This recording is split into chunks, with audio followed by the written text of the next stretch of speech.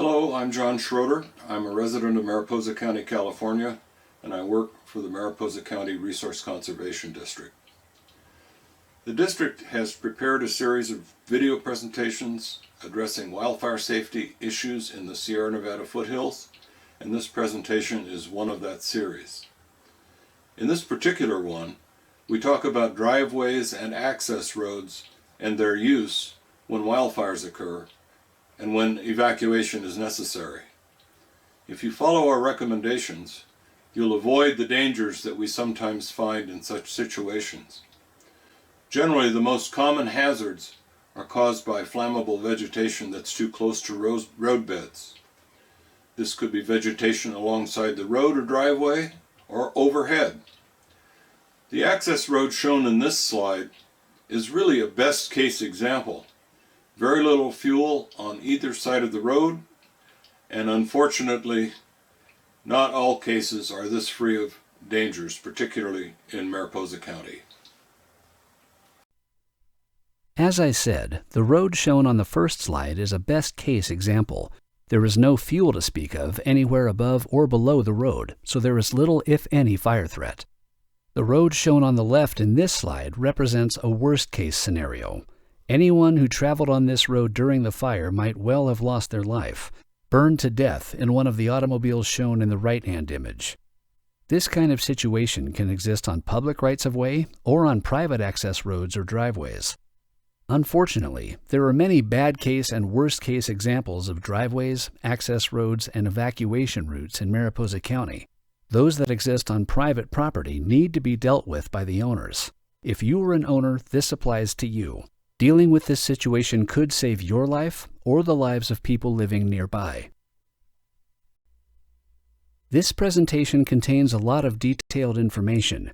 Nearly all of it can be found in the reference listed here.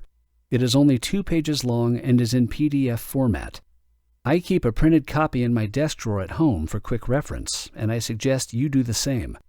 What we are now showing you is a set of rules which will be enforced through inspections by CAL FIRE when the property is a new development. So if the property is new or is yet to be developed, they are rules and must be followed.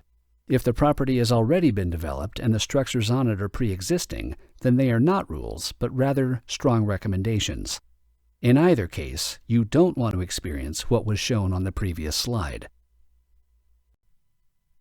So here is the real question. Have you constructed or maintained your driveway and access road in such a way that a blockage cannot occur? Examples of a blockage are downed trees, intense wind-driven flames, stalled vehicles, to name a few. And remember, the worst kind of blockage is a wall of flame. Also remember that fire crew responders will not attempt to enter your property and put their lives at risk if these principles are not followed. And also, your homeowner's insurance may be canceled if the insurance carrier inspects the property and finds driveway or access road problems. The required load-carrying capability is 40 tons, which is the weight of a fully loaded logging truck and trailer with proper axle spacing. A Caterpillar D8 dozer also weighs about 40 tons. As to grade, the roadbed must be less than 16%, or about 9 degrees. Looking at the graphic, we would say that there are a lot of driveways and access roads in the county that do not conform to this requirement. Again, there are a lot of driveways and access roads that do not conform to either requirement. One need only look at the Camp Fire that destroyed the town of Paradise in 2018.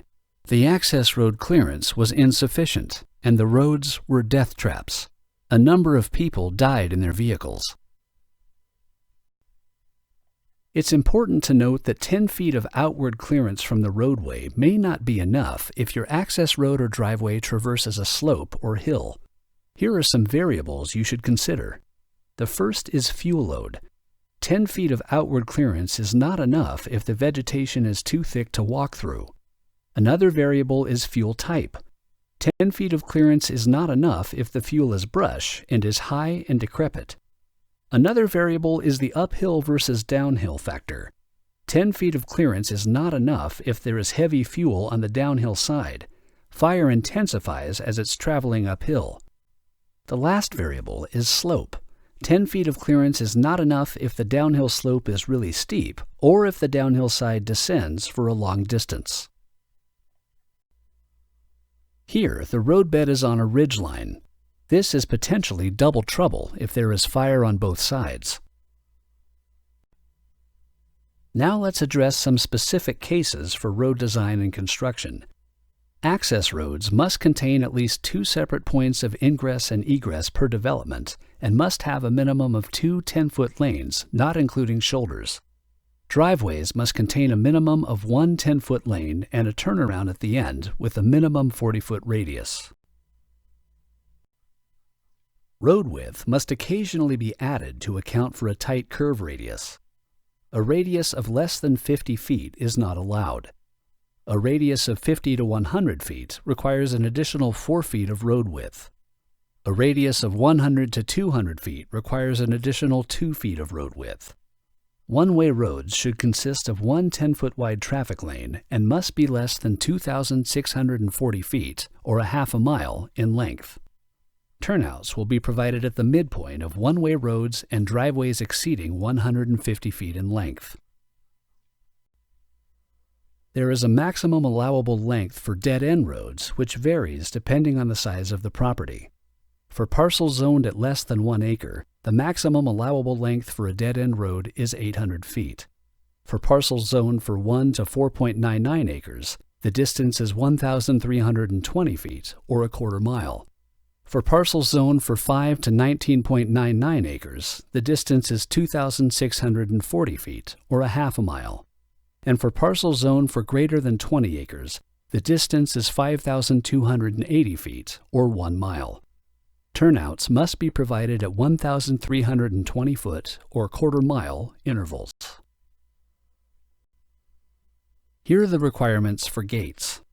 They must be 2 feet wider than the traffic lane serving the gate. They must be greater than 30 feet from the serving roadway. If the serving roadway is one way, the turning radius must be greater than 40 feet. Here are the specs to follow for signage. All signs must be reflectorized.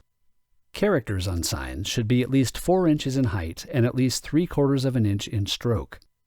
Road identification signs should be not less than 3 feet nor greater than 6 feet from ground level and should be visible from a distance of 100 feet. Address or structure ID numbers located on the nearest public access road should be clearly visible to an approaching vehicle from not less than 100 feet. Here are some examples with comments. Obviously, the clearance rule is violated here, on both sides and overhead. Fire crews would probably not take the risk of entering this property. This road is an access road and perhaps a designated evacuation route. It could easily create the deadly situation shown on the second slide at the beginning of this presentation. This, too, is an example of conditions that could create the deadly situation shown on the second slide. Here is an example where appropriate clearance has been created. The road provides safe egress in cases requiring evacuation. Same thing here. Good clearance above and below. We hope you found this presentation informative. Because of our recent wildfire experiences in Mariposa County, you cannot afford to ignore the rules and advice we have just presented. Please pay attention to your driveway and access road. If you do not conform to the clearance rules for access and egress, firefighting crews will not risk their lives to enter your property to possibly save your house. Again, the 2-page PDF shown at left is available on the CAL FIRE website. It contains a summary of the material in this presentation and in the companion presentation on LE100 and defensible space. You may access it using the Google search expression shown in blue above.